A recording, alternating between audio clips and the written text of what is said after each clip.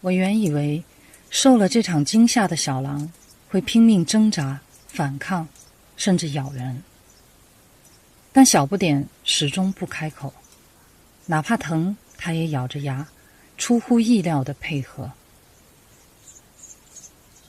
一双小眼睛就这样盯着我们，不知道他在想什么。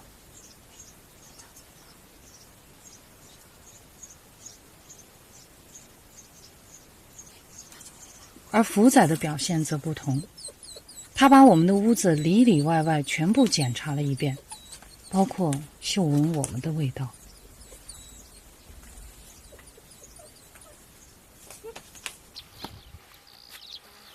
门开着，福仔有机会独自逃跑，但他检查完一切就回来守着小不点，发出关切的声音。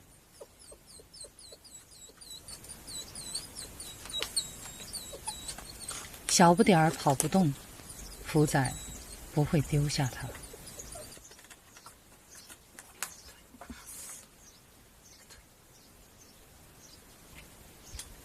狭窄幽暗的空间能给他们更多的安全感。小的在里面，大的钻不进去。我们去挖个洞，让他们安心一点。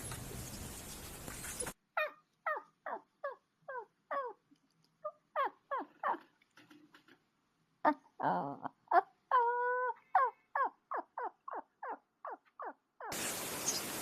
香！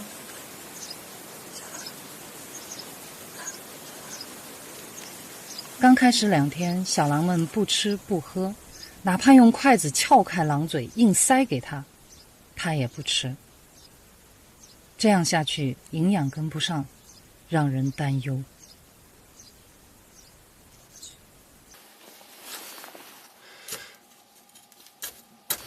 小不点儿跟其他小狼不像是同一窝的，你发现没？它明显更怕人了。是狼群收养的吗？那有可能啊，这福仔明显要大得多。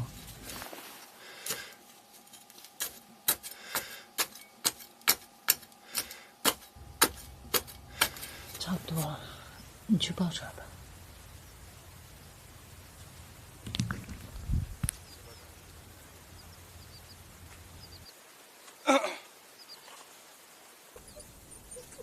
小狼，小狼，这没有你自己家里住着舒服，将就住，好不好？只可惜双截棍没找到。小的明显更怕人，不知道他还经历过什么。要不我给你们唱首歌，你们乖乖睡觉。소야지루 자리 불어유 소야 자리 잠에 불어유 나나누 부수라유 소야라 엔디군주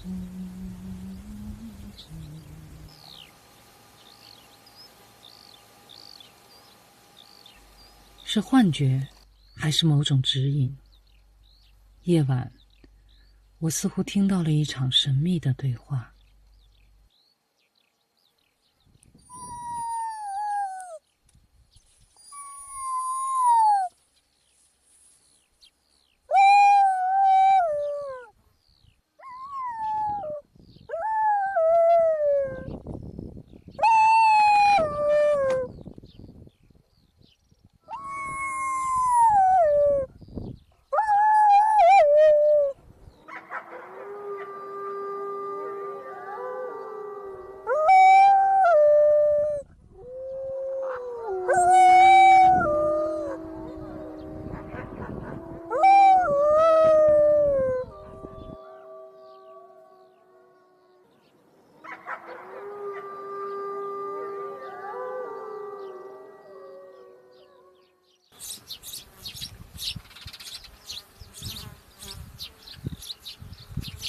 这天清晨，福仔突然肯吃肉了，吃饱了还带回洞里给小不点儿。他俩一旦开吃，食量惊人，似乎在为什么储备着体力。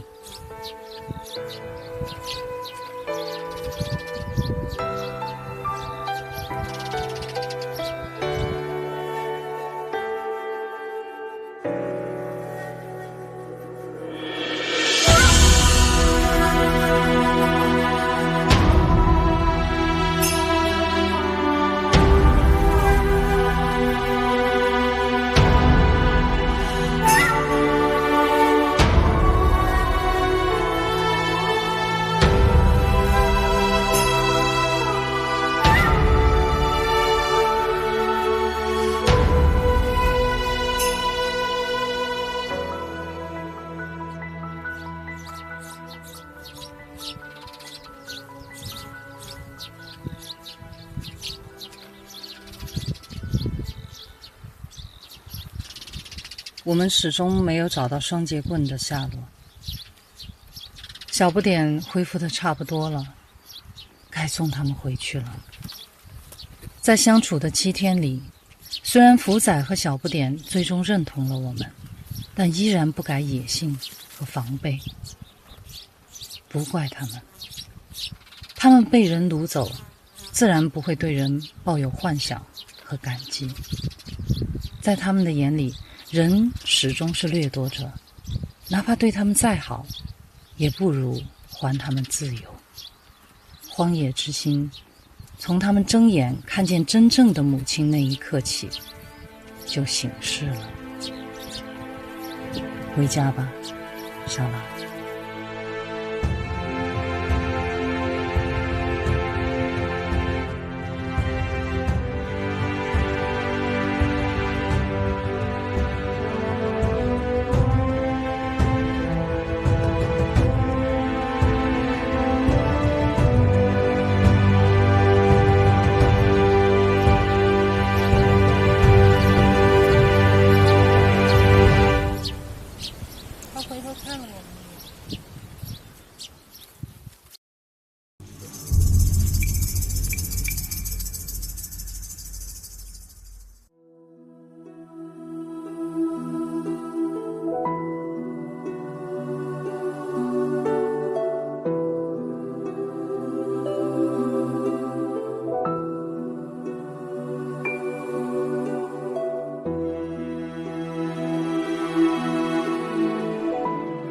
几天后，我们在山里看见了福仔、小不点儿和飞毛腿在一起，3只小狼已经汇合了，这就意味着母狼已经把它们找回来了。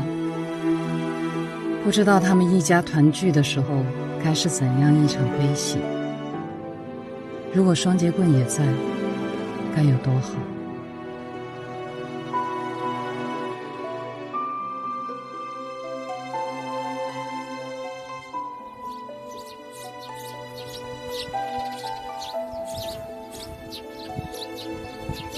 不过没瞧见母狼呢，劫后余生，他应该是把小狼们看得更紧啊。我很想确定一下小不点儿是不是已经痊愈了，于是摸到狼窝附近去看。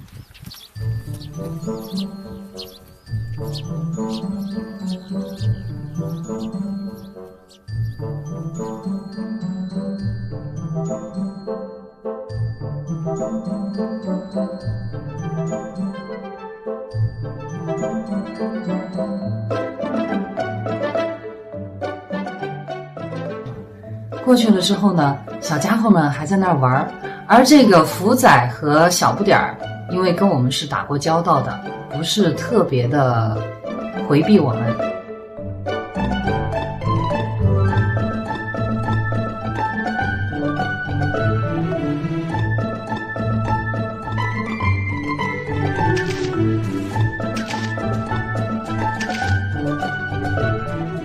飞毛腿呢有一点顾忌，因为他跟我们没有交道哈。飞毛腿就在一边看着他的哥哥弟弟们在那玩，有个人来你们都不躲呀。然后呢，我们就开始拍。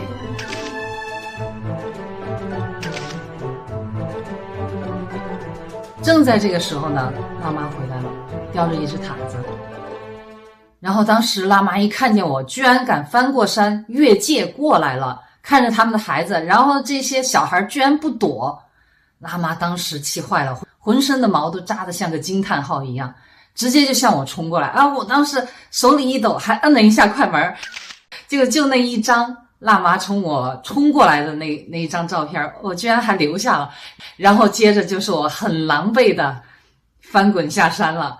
所以后来我们也就保持远距离，然后反正他们也接受我们的存在，我们呢也就持续远远的看他们。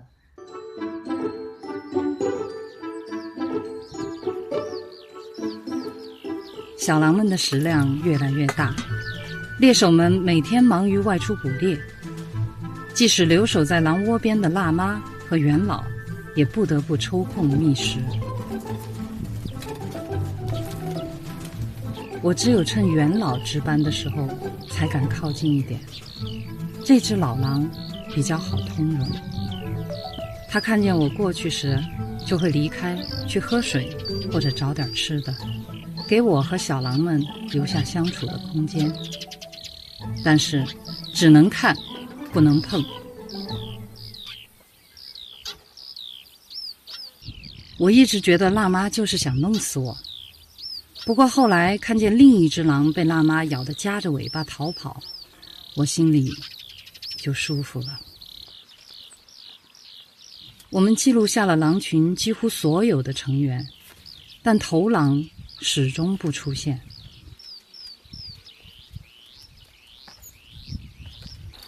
即使是他给母狼带回食物，也是在远离我们的冬季草场上交接。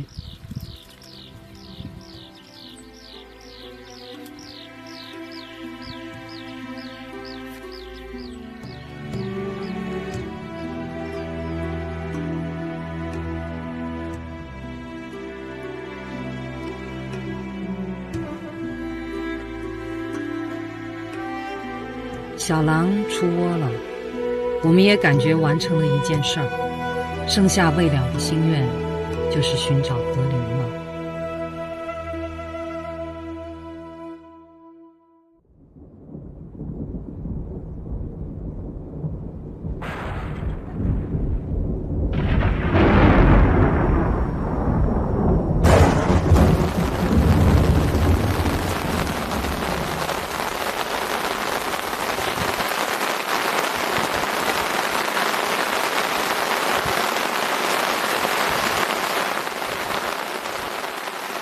持续1个月的大暴雨引发了水灾，大草原成了一片泽国。你看，海都没远把头，你看水进了，这前头的这个水嘞，房屋进水，车辆抛锚，草木腐荒。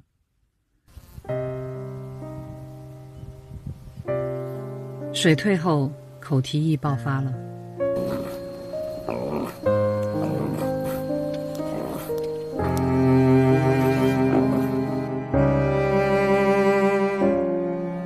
草原上到处可见病死的牛羊。疫情期间的牛羊肉，人是不敢吃的。食物短缺，对人和动物都是一场灾劫。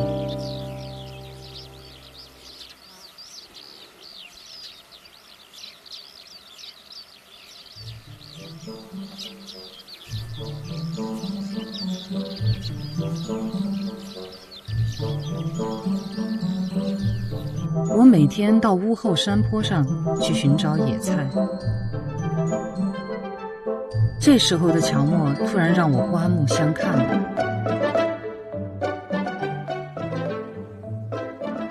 他总能奇迹般的在我挖野菜的后山坡找到猎物来打牙祭，我们也只有羡慕的份儿。有一次，我眼看着乔默叼回来一只挺新鲜的野兔，很眼馋，刚走过去想跟他商量一下，他立刻把兔子从头到尾舔了一遍。好吧，算了。被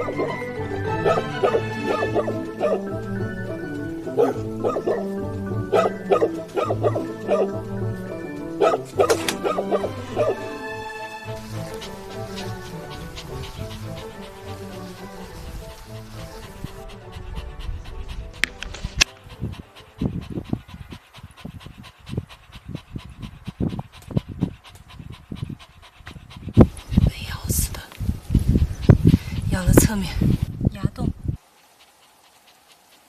我从来没见过这么大的旱獭，你说乔莫厉害吧？啊，厉害，见过这么大的吗？你说他有这么强的野外生存能力，他干嘛还要找我们呀？你来拎一下，很重很重，20斤以上，这么大的塔子。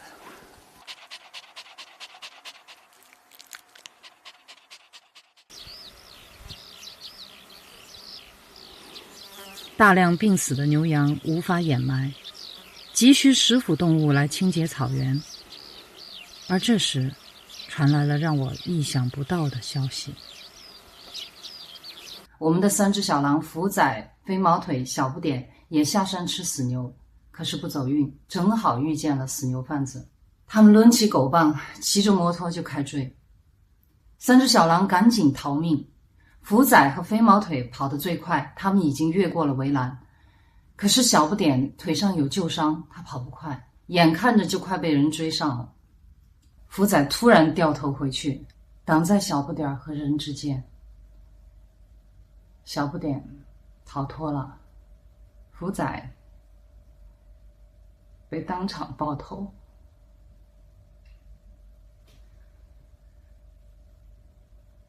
后来有关部门查处了死牛贩子，牧民托人把福仔的躯体带回了狼山。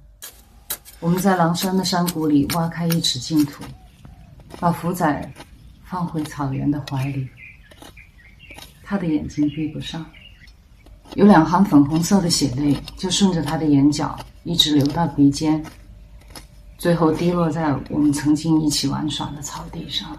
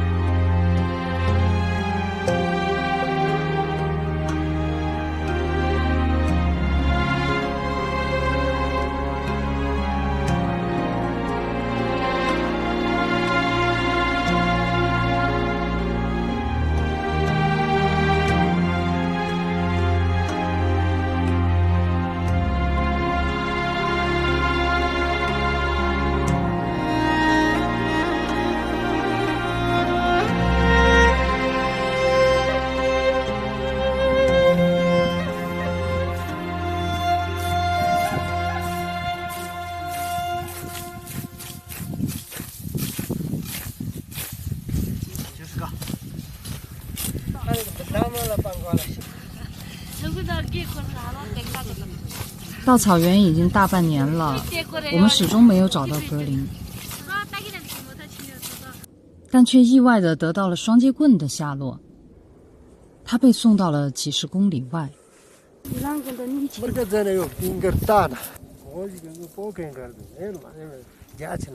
当我们闻讯赶到时，刚好错过，双截棍已经在当天上午逃脱了，只留下他被囚禁时候的影像。好漂亮的马哦！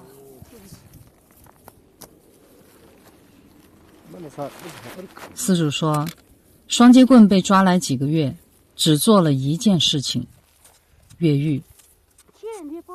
刚开始他不吃不喝，把自己饿瘦，从龙缝里钻出去逃跑。后来人们就用铁丝捆住他的脖子，把他拴在院子里当狗养。没想到双截棍终究还是找到机会挣断铁丝逃跑了。哦，这儿是不是这儿？这儿有个洞，这个地方应该是大的。跑了就好，这是最好的结果。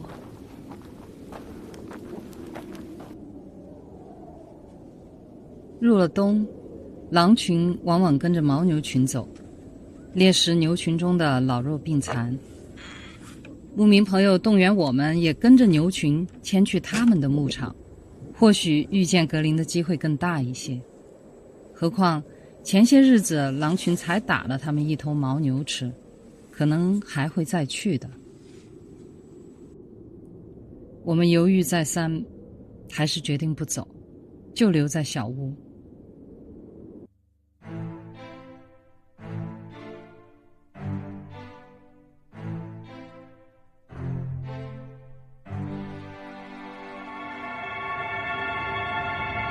结果牧民刚牵场的当晚，狼群就来了，一共4只狼。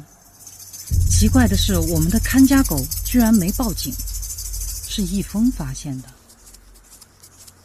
我们不敢开灯，黑夜里也看不清他们在做什么。直到狼群离开了，我们大着胆子出去看时，乔默才开始叫了起来。一峰，拿手电筒，你把那个灯光举到乔默这儿，我看看。好，跟着乔默走吧。你刚才出来就看见狼了？对。害怕吧？你才害怕呢你。锁定乔默，锁定乔默。哎，乔默这个叫声有点危险的。好，继续走。他不让我们走了。哦。肯定觉得危险，他不要我们走了。回去吧，相信他的直觉。乔默不敢追。我们收回被狼拆掉的监控来看，原来乔默事先已经被辣妈警告过了。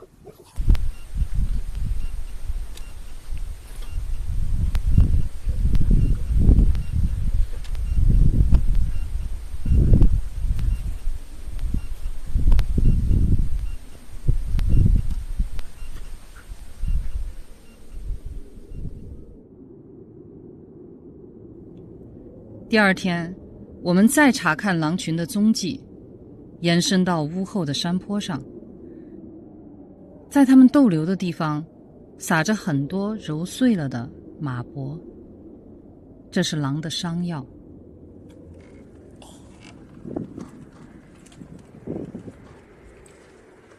几天后，我突然在离小屋不远的草场上看见了辣妈。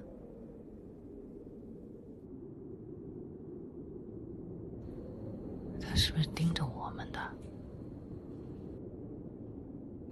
他在那儿守着一个什么死东西，那么多乌鸦，但是他又没吃，好怪啊！我还是想过去看看。直到下午，辣妈仍然在原地守着，边赶乌鸦边望着我们，太反常了。我还是决定鼓足勇气过去看看。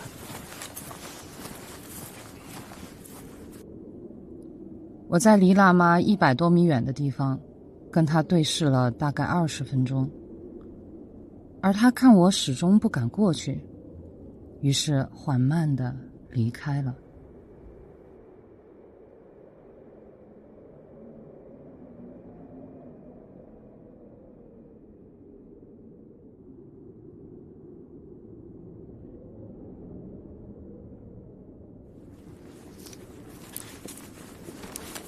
直到确认辣妈已经走远，我才去查看她遗留下的东西。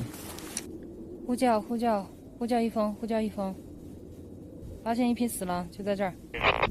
怎么么可能啊？是一匹狼，确实是一匹狼。快，你快过来看一下。好的，马上赶到，马上赶到。等等，它还在喘气，好像是活的，还在喘气。小心一点，小心一点。哦，飞毛腿啊！它肚子上有个洞，你记不记得上一次那个牦牛，它去单挑那个牦牛，被牦牛顶了一下的那只？大狼呢？大狼撤了，我在这儿已经有点久了。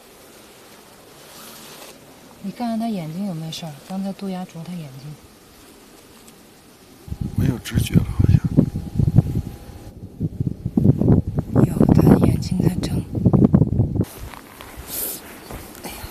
哎呀2、3年了，都没摸过狼了。好烫啊！好伤。我去把急救包拿过来吧，但是没绷带了。你都拿去包羊了，有纱布就行，一会儿用我的腰带绑一下。去吧，死狼当活狼医了。飞毛腿的伤口周围裹着马脖的粉末，皮毛被母狼舔理得很整洁。从狼群打为牦牛时，飞毛腿被牛角挑伤，到现在已经快20天了。恐怕也只有狼才能坚持得这么久。也许他是在跟随辣妈去寻找马波疗伤的路上，再也走不动了。而辣妈，她把我们当做了拯救孩子的最后希望。消毒、缝合、消炎，保持体温，尽人力，听天命。野生幼狼成活率极低，一大半的小狼活不过头1年。它们从刚出生就要面对凶险的世界，狼的每次猎食都是在以命相搏。我们没法挪走它，也不敢离开，怕我们一走，乌鸦再来啄它的眼睛，兀鹫把它生吃活掏。它还是7个月大的孩子，就走到了生命的最后一天。我们只能这样抱着它，陪着它，怕它冷，怕它痛，怕它醒来哭着找妈妈。一直守到天黑，兀鹫飞走了，我们才回家。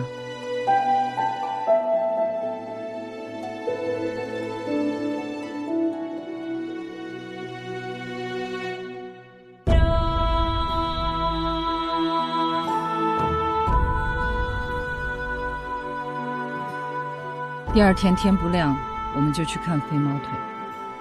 可是到了老地方，小狼和狍子都不见了。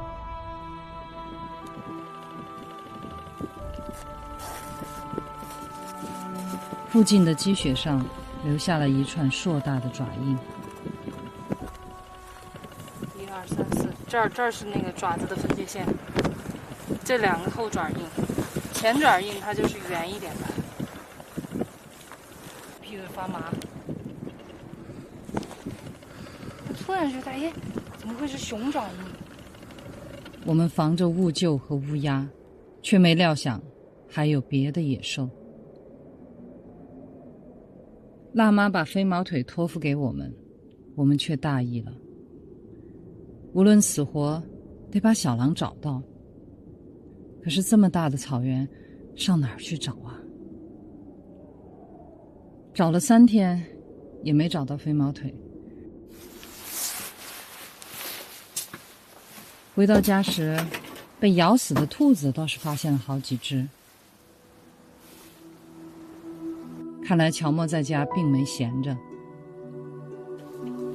既然他这么能干，能不能带我们找到飞毛腿呢？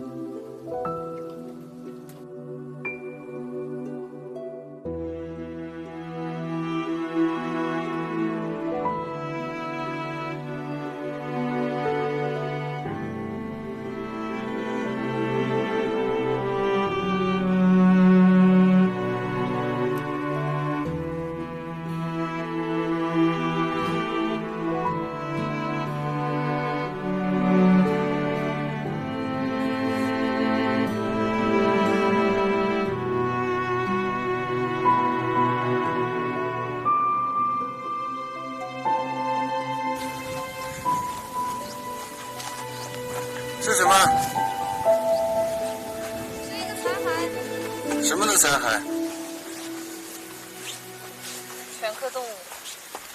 你知道我想说什么？你看这个毛色，表面上的毛的时候。长吗？发现了？嗯哼。从爪子判断有点像狼哦，包括肤质，一模一样。这一块毛是狼毛无疑。是，确定无疑。那，取出来看看，有壁石就能确定。还没有这儿。三角形，两个壁石都在。你看它的前胛骨很小，肋骨也很小，应该是个小狼，4、5个月大的小狼。这是一具5个月大的小狼的残骸，死亡时间应该是在2个多月前。它肢体完整，虽然没有被动物啃食过，但也干枯的难以辨认。只是这尾巴看着很像双截棍的。但是它不是已经逃脱了吗？怎么会死在这儿？我揪着心继续清理，很快就在小狼的脖子上发现了人类的东西。这个是致命的，被勒死的。这个断头，我觉得这个断头是扭断的。那么也就是这个断头这个应该是扭断的，这个是在扭的过程当中缠上去的。穿进去以后，它挣扎，反复的扭，这么大的。你看这个套子上有没有那种血的那种凝固的残迹？这一块可能就是上面还沾了很多，这估计是血迹。缠的毛，这是后脖颈，应该是他自己磨，毛都磨掉了，然后自己拧断跑出来的。确定是他了。我们当初只知道他挣断铁丝逃跑了，却没想到铁丝圈还套在他的脖子上。好，去掉。死了就让他自由吧，别带着人类的这个。铁丝圈夺走了小狼的生命，绝不能再捆绑他的灵魂。我想让他站起来，想让他睁开眼，看看这片他从小就没来得及多看一眼的草原。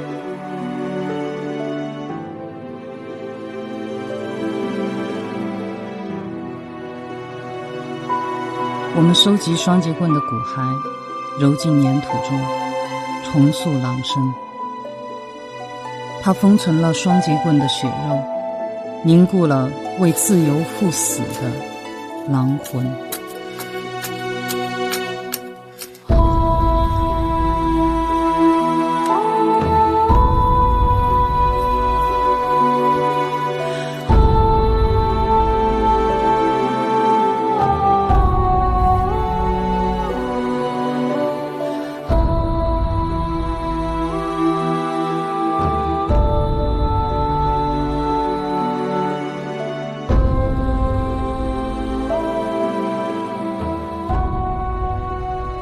在这片草原上，曾经有一只小狼，带着铁丝圈，翻山越岭，奔跑在回家的路上。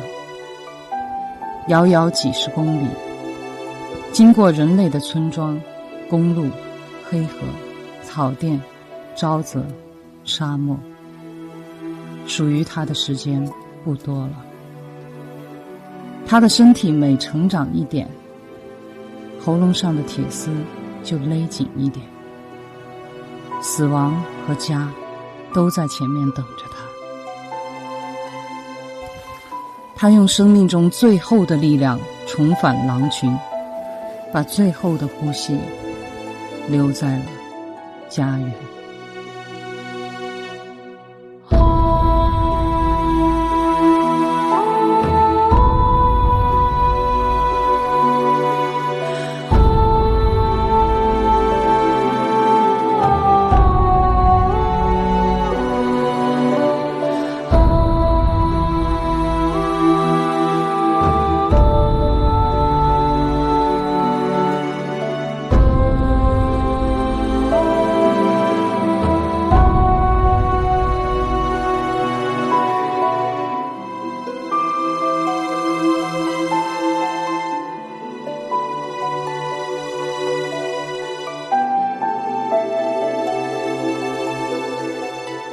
挑出来看有多少？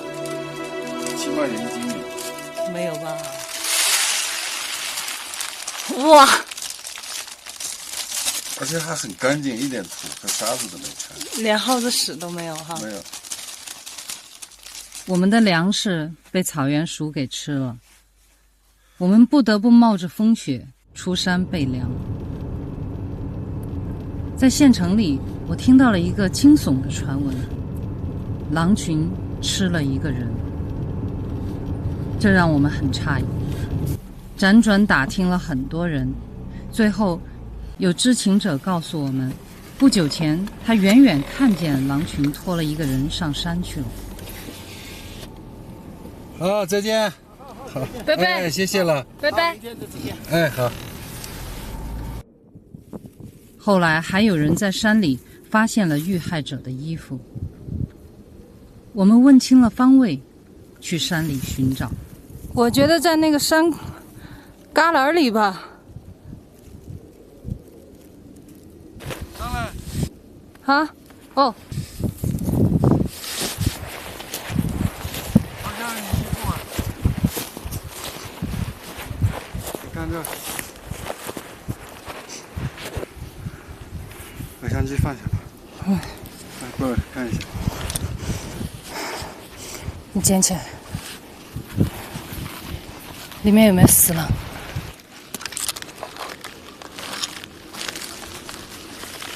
是你那件，没错。怎么会弄到这儿来？这是我用来包裹飞毛腿的袍子。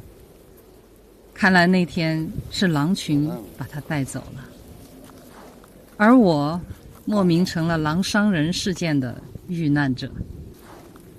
那么，又有多少狼吃人的故事是真实的呢？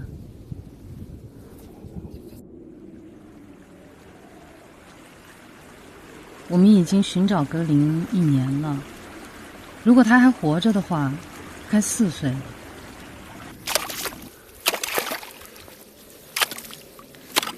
12月21日，清晨取水时间，我再次发现了叠放在一起的2只兔子，这让我越来越疑惑，因为在这之前，我经常在去河边打水的必经之路上发现猎物。还是软的。又捡到一只死兔子啊！你看看，肯定是今天早上的。昨天晚上的话，早就冻硬了。这些猎物基本都是被一口断后，甚至有一只兔子就放在我们的门外。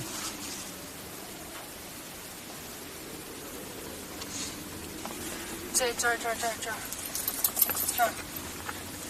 爪，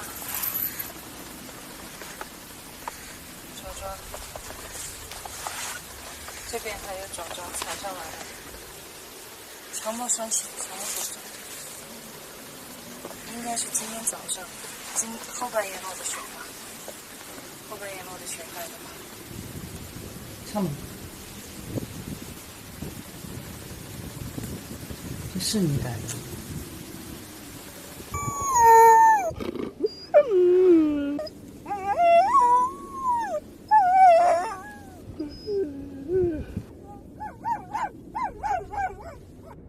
？7只野兔，1只旱獭。如果这些都不是乔莫的猎物，那么是谁放在这儿的？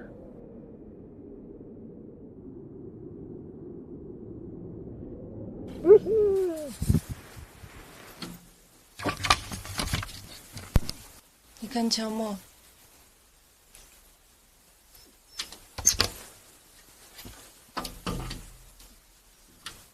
挠窗户叫我。好像他注意一个方向哎。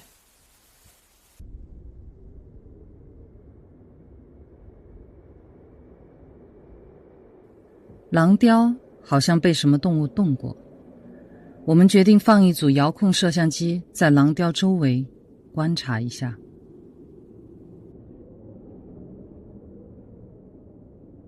这天狼雕又有动静了，于是我们赶紧打开监视器。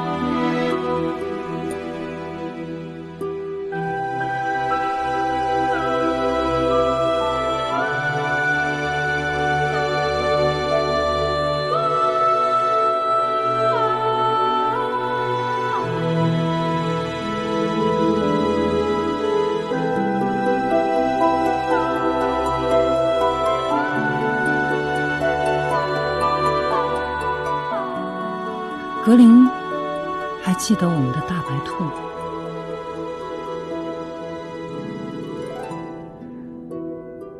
分别3年了，我曾经幻想过无数次与格林再见面的场景，但绝不是在他孩子的墓前。福仔没了，小不点失踪，双截棍没了，只有飞毛腿死里逃生。格林的命是人救的，他的家也因人而散。这些年他们是怎么活下来的？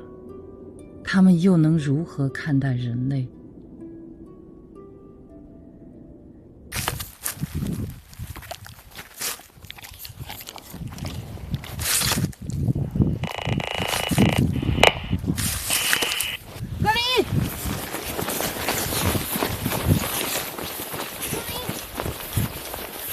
先别管，追格林，快！格林，格林，格林，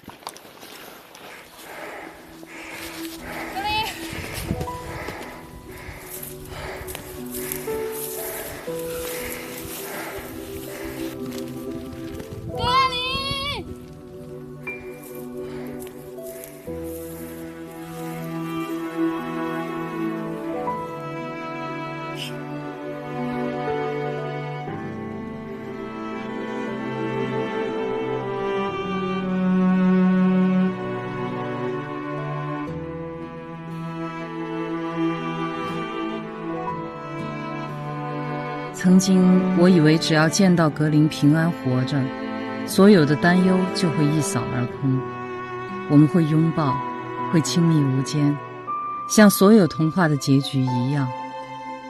而今我终于看到他了，却发现随之翻开的是更加沉重的一页。那边好像有东西，去看一下走。叼过来的那个啊，我看他们放下的羊羔啊！啊，对，小羊羔。这是我打水的地方。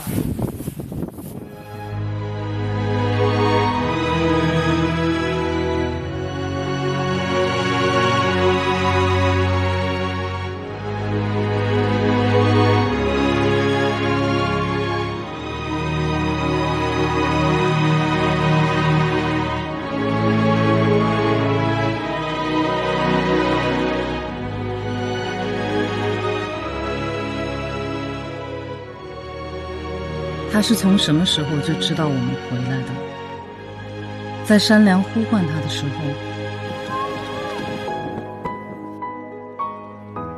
别看我！在小屋升起人烟的时候，还是在狼窝前守护小狼的时候，我能感觉到他就在这狼群当中。幸福原本就在身侧，我们却为求之不得而苦恼。狼还是原来的样子，人走得太快了。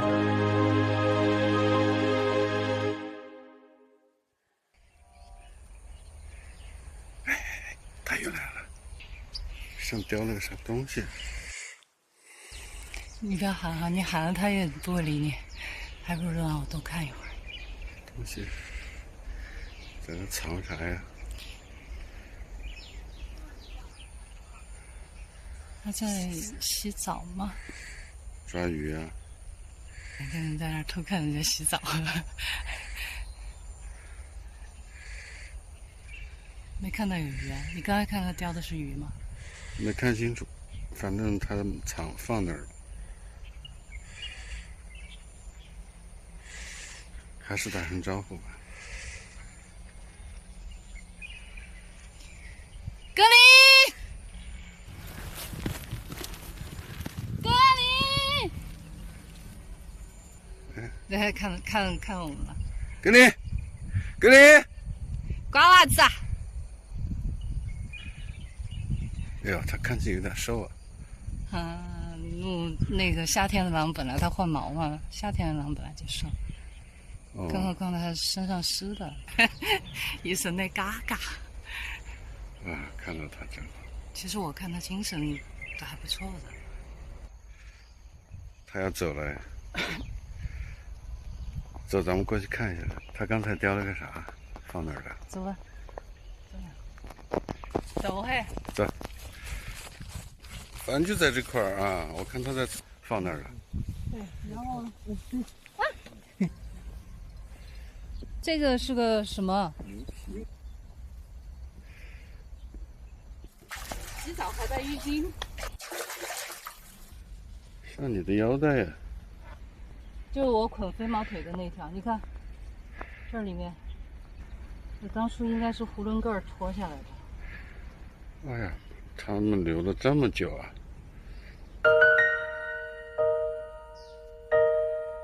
不知道这么多年的东西了，他还留着干嘛？哈臭臭的哈。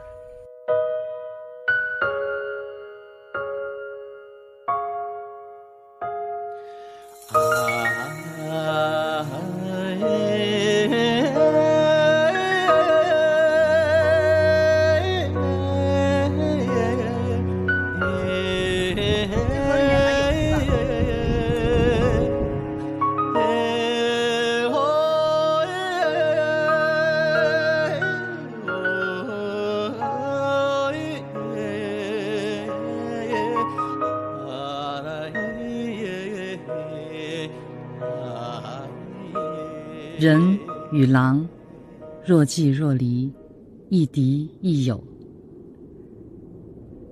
我们付出的每一点爱，都去了它该去的地方。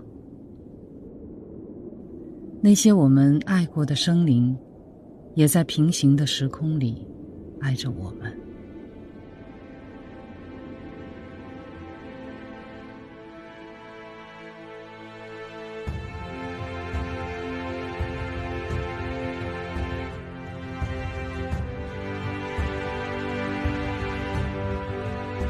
重返狼群的往事就讲到这里，更多的故事在天地间。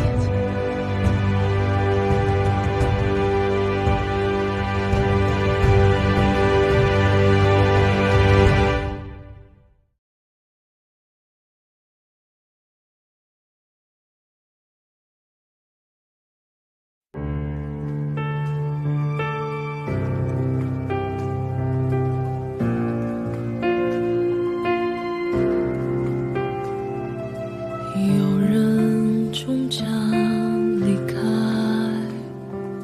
雪花终将覆盖，遇见你那刻也是分离的开始，日暮会迎来散场，昙花会终将绽放，盛开那刻是消失的开始，遗憾堆砌成莫忘。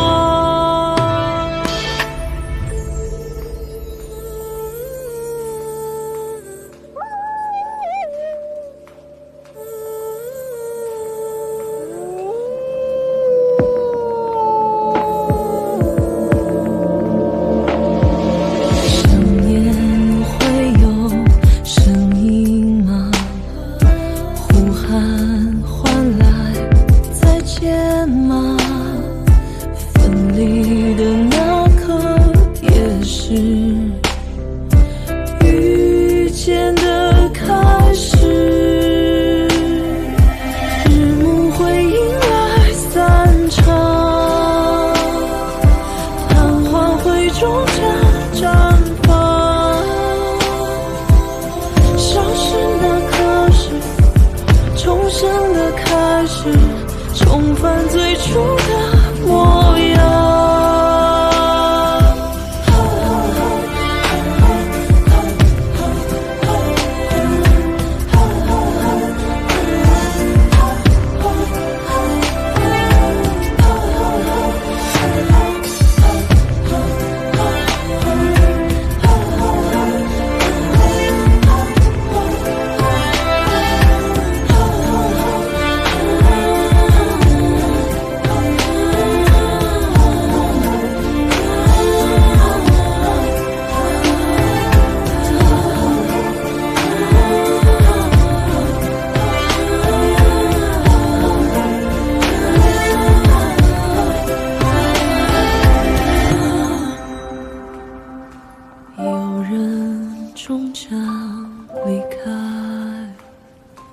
雪花终将